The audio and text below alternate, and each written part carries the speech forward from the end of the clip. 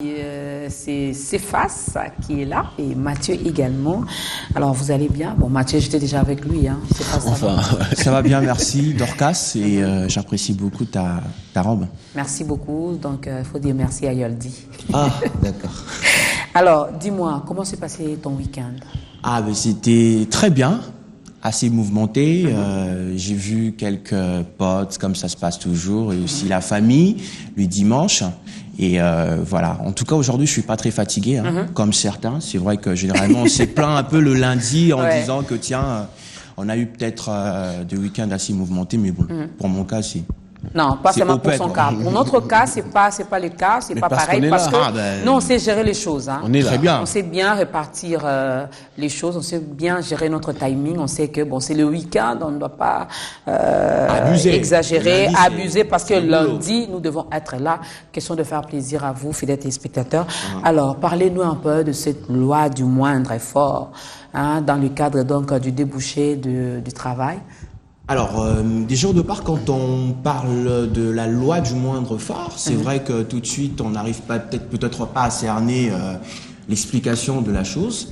Eh ben, quand on dit la loi du moindre effort, c'est juste une façon de faire comprendre que, tiens, vous voulez faire des choses avec autant de facilité, sans avoir effectué des efforts, par exemple. Voyez-vous? Alors c'est ce qu'on remarque justement dans la manière dont nous, jeunes précisément, nous avons l'habitude de chercher le boulot. Il s'est fait par exemple que je tiens à travailler dans un service de télécom. Mais je me dis, ah non, mais par rapport à mes études, bon, c'est vrai, je fais peut-être la communication, ça peut bien marcher. Mais je me dis, mais est-ce que j'ai pas un oncle qui travaille là-bas, qui est peut-être haut placé? Non, mais celui-là, il doit me faire une recommandation vite fait. Je sais qu'avec lui, ça va bien se passer, quoi. Et au lieu de rédiger sa demande d'emploi, normalement, aller déposer. La logique des choses. Alors, c'est une manie, une mauvaise façon de faire les choses, dans le sens où tu mets ta confiance à ton oncle. Tu te dis, mais même si je passais le test, eh ben, je suis sûr que lui, il va faire ce qu'on dit, il va m'épauler, quoi. Mais Mathieu, les relations sont faites pour ça. Hein. Oh non! Ça fait toujours du bien quand on connaît quelqu'un qui chapeaute, on dit, bon, au lieu d'aller déposer les dossiers, au lieu, bon, je vais carrément passer par... C'est l'expression les enfants d'abord. Voilà. Bon, finalement, on privilégie d'abord les enfants. On dit les enfants d'abord, mais nous, on est justement contre ça. Parce que nous sommes dans une société où les choses doivent rester en équilibre. Et ceux qui n'ont pas leur père, leur arrière-grands-parents aux affaires, que vont-ils devenir? C'est vrai. Non, eux, ils iront déposer... Ben voilà, justement, là, nous sommes dans la logique d'un État déséquilibré. C'est pourquoi nous nous soutenons, nous émettons ces vœux, que les conditions de traitement soient les mêmes. L'égalité des traitements, c'est un principe constitutionnel qui devait être observé dans tous les domaines, dans tous les secteurs de la vie. Vous ne voulez pas les Ndekoya. Moi, je suis Ndekoya. Pourquoi l'institution des offres d'emploi? Mais c'est pour que les conditions de recrutement soient les mêmes pour tout le monde. Mais ça prend du temps, ça traîne. Non, mais justement, s'il faut résoudre le problème de la lenteur de l'administration, il ne faut pas le résoudre en créant un autre. Voyez-vous? Alors, vous avez votre frère, mais si vous êtes conscient que vous avez fait des bonnes études, ben rédigez votre demande d'emploi.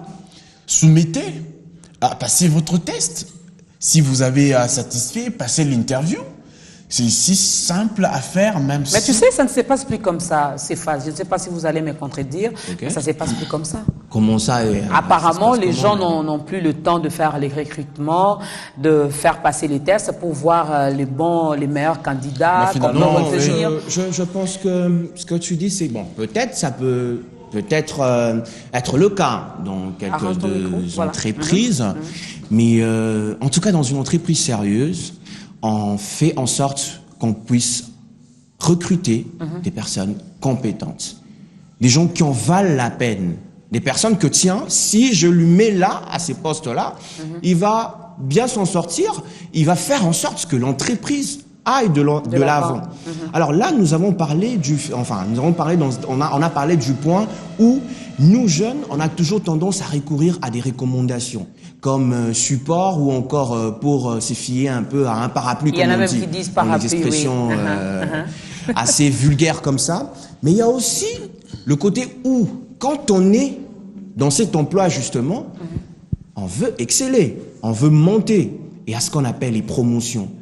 Alors aujourd'hui, malheureusement, la loi du moindre effort encore rattrape certaines personnes où je veux avoir une promotion, je suis obligé par exemple de coucher avec tel, de faire des choses même immondes comme l'homosexualité.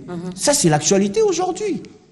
Il y a pas mal de jeunes, j'en connais même. Comment vous êtes contre la facilité, hein? Carrément, on est très contre d'ailleurs, et je pense même que à ceux-là qui sont dedans, eh ben, c'est vraiment pas de l'honneur, c'est vraiment pas de la dignité, c'est vraiment pas une fierté. Moi, je serais encore fier et digne et très honoreux, dans le sens où je mérite réellement la place que j'ai. S'il arrive aujourd'hui que j'excelle, que j'ai une promotion par exemple, c'est par rapport à ma tête. C'est par rapport à la manière dont tu sais, les gens qui nous regardent, toutes ces personnes qui sont passées ou qui ont pratiqué ça, vont dire « Oh, il se prend pour qui celui-là voilà. Je suis passé par là, j'ai mon emploi et ça avance bien. » Mais écoutez, Dorcas, entre ça marche aussi. Hein, ce que nous disons ici, c'est l'énoncé des principes. Mais entre la théorie et la pratique, il y a un fossé. Et nous, notre travail aujourd'hui, justement, c'est de remettre les choses en ordre, de remettre les choses en équilibre. Nous sommes en train de déboucher finalement dans un monde quasiment amoral, où les antivaleurs sont pris comme des principes, voyez-vous. Alors, Dorcas Kapinga est là, et elle va passer 10 ans au même grade, en plus en grade de recrutement. Ouais.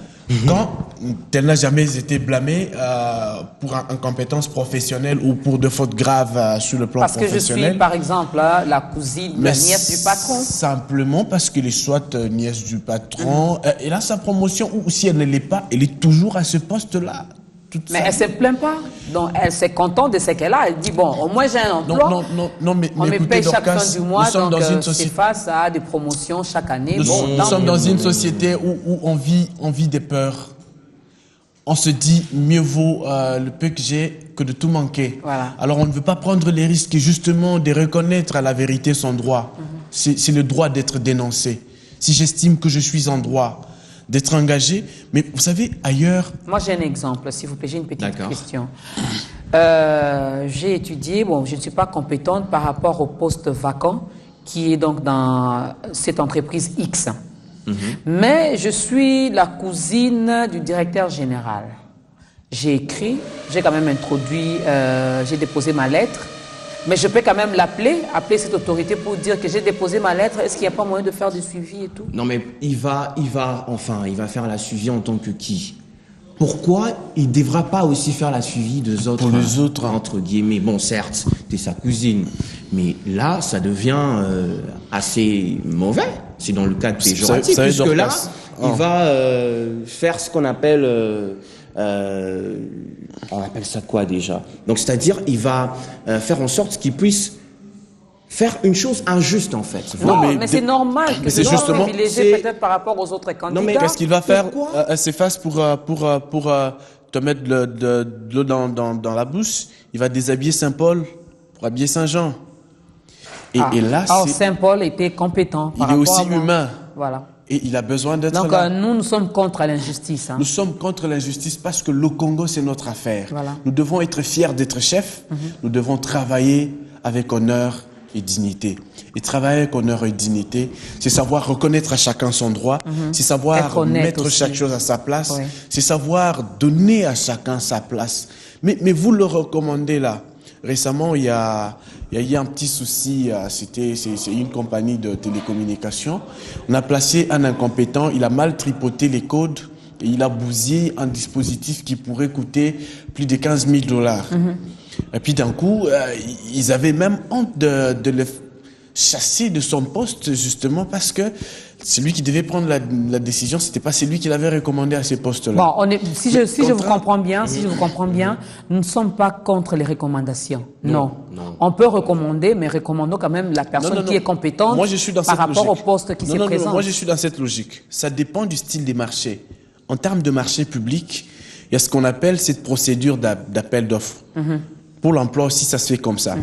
Mais si le travail exige que les candidats à prendre soient pris de gré à gré, c'est-à-dire vous évaluez une compétence, vous dites par rapport aux besoins que l'entreprise a aujourd'hui, nous avons besoin de telles compétences, okay? Vous ciblez la personne nommément. Mais il faut que ce soit réglementaire, parce que la procédure de recrutement dans tous les établissements qui se respectent, c'est réglementé par une loi ou une décision qui existe. Ouais. Il faut que ce soit ce qui est retenu par cet organe-là. Alors, si vous faites ce que la loi dit, vous ne commettez pas une erreur, justement. Mais nous, notre problème, notre problème, c'est quand on va au-delà de ce qui doit être fait.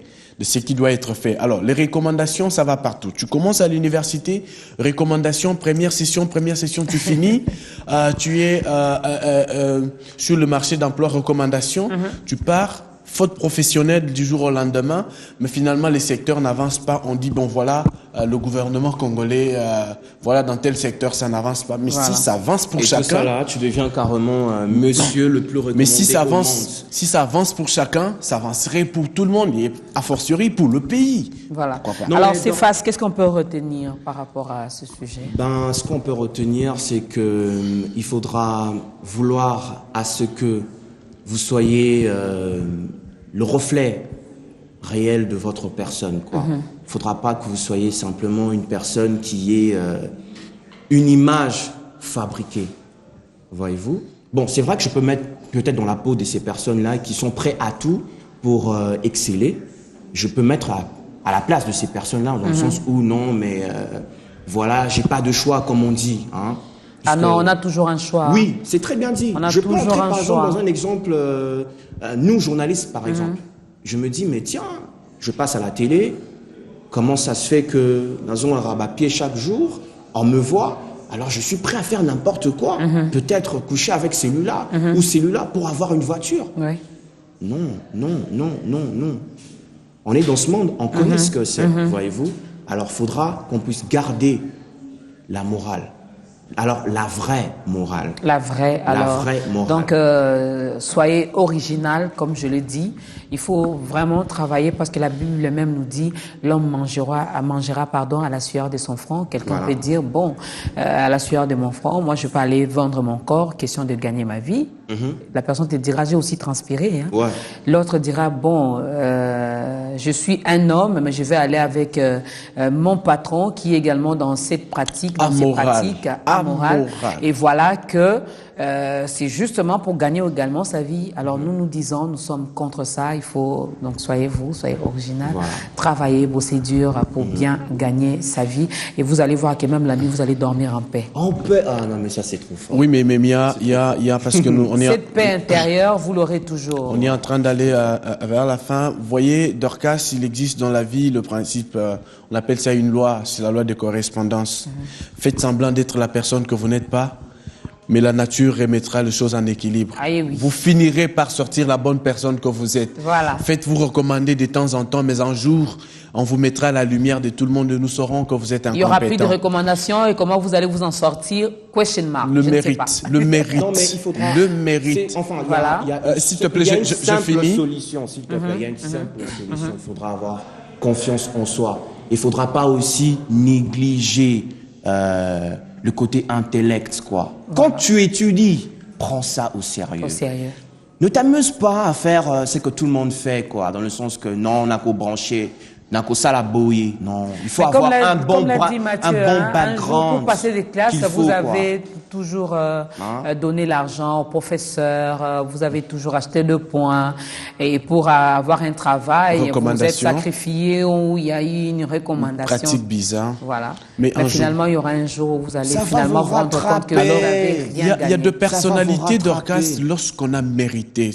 Moi, je ne sais pas comment je peux vivre en paix si je sais que ce que je ne l'ai pas mérité. Mathieu, j'ai toujours un problème avec ça. Ben écoutez, il y a une recommandation. Non, mais tu peux vivre, mais tu ne seras pas fier. Voilà. J'ai eu 70%. Moi, je peux pas vivre contre Tu es moi. content, mais intérieurement, tu sais que... Au fond de toi, tu sais que tu mérites pas du tout. Non, Je non, ne mérite pas. Tu mérites pas du tout. Un vieux me disait, ah ben écoute Mathieu, ne donne jamais l'impression d'être la personne que tu n'es pas. Voilà. Mais parce que la nature va te rattraper. Merci. Pourquoi vais-je être content de ce que je n'ai pas mérité? Mais sentez-vous gêné, sentez-vous en train d'amener les mondes dans un puits. Mais parce que vous voulez bien jouir d'un bonheur que vous n'avez pas mérité. Battez-vous, la vie, c'est fait des bagarreurs. C'est pour les combattants. La vie appartient aux courageux. Aux courageux. Il faut oser dans la vie. Battez-vous, rédigez votre demande d'emploi, allez-y. Soumettez votre demande d'emploi par la grâce de Dieu aussi. Oui, toujours et associer Dieu. par vos compétences, parce qu'on sait lire, mais il ne faut pas aussi que ces dossiers soient vides. On y reviendra peut-être un autre jour. Merci beaucoup, Mathieu. C'est face à un dernier mot. Merci Dorcas. Et enfin, je profiterai de l'occasion pour aussi saluer à tous nos téléspectateurs qui nous suivent. J'espère seulement qu'ils ont bien cerné ce qu'on a dit, puisqu'après tout, on n'est pas là généralement pour échanger ces genres de dossiers. La Bible dans le dit, vide, maudit hein. soit celui qui se confie à l'homme. Ah oui. Donc, faut pas dire Nazotanga et puis je veux faire appel à mon oncle pour me recommander. Non. Ah oui. Il faut vraiment prendre au sérieux ce que vous faites aujourd'hui. Question de préparer votre avenir. Et j'ai envie aussi de n'espérez dire... pas ou à quelqu'un parce qu'il risque de vous décevoir. Il risque de ne pas décrocher son téléphone en ce moment-là. Qu'est-ce que vous allez faire? Et j'ai envie de dire, puisque tu parles de la Bible, c'est la même Bible aussi qui dit « Contentez-vous de ce que vous avez ». Donc voilà, je pense que c'est aussi important. La Bible, elle-même, c'est les civismes quoi qu'il faut. Voilà. La meilleure d'ailleurs. Et cette Bible, elle nous donne même, nous laisse même le choix, hein, donc nous donne l'occasion également de faire un choix. Oui, mais de ce je mets que devant vous voulez deux choses, la vie et la mort, les Et la biens et mort. les mal. Mais- Choisissez le bien. Il est tellement bon, c'est Dieu, il nous oriente quand même, il nous guide Il dit choisissez le bien. la vie. Et le bien, c'est ce que nous disons tout à l'heure. Voilà. Ah, c'est bien, Merci hein. beaucoup, On Mathieu. croirait qu'on était dans ta droite. Merci Céphas, merci Mathieu. J'espère que ces jeunes qui nous regardent ont bien compris les choses. Il ne faut pas se sous-estimer pour dire « Ah, moi vraiment, je suis venu seulement accompagner les autres. » Non. Prenez au sérieux vos études, prenez au sérieux votre travail, faites-le bien, Croyez en avec vous. amour et passion. Croyez en vous et vous allez voir que les choses iront de l'avant. Merci beaucoup les gars. Je vous retrouve le lundi prochain. En tout cas, Carmen, mercredi, peut-être. Et puis, bon, voilà, on est là Voilà. pour eux. Prenez bien soin de vous. Merci. Merci.